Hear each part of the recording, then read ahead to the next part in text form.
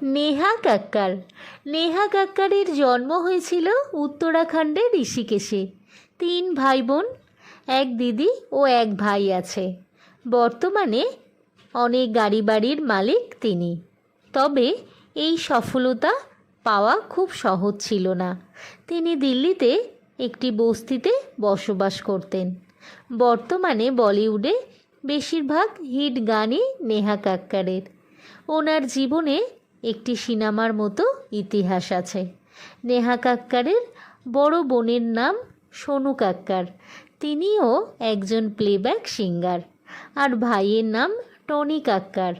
সোনু কাক্কার বিভিন্ন পূজার অনুষ্ঠানে গান গাইতেন। নেহা কাক্কার ও দিদির সাথে সেই গানে যোগ দিতেন। দিদিকে দেখেই 2 ভাই বোন গানের জগতে পা দেন। 2006 সালে ইন্ডিয়ান আইডলে যোগ দেন নেহা কাক্কার। 8 নম্বর পজিশন থেকে বাদ পড়ে যান, কিন্তু গানের চর্চা চালিয়ে যেতে থাকেন। সোশ্যাল মিডিয়ায় গানের ভিডিও করতে থাকেন। তার ফলেই বলিউডে হানি সিংয়ের নজরে পড়ে যান। তারপর থেকে একটির পর একটি হিট গান উপহার দিতে থাকেন। আর পিছন ফিরে তাকাতে হয়নি।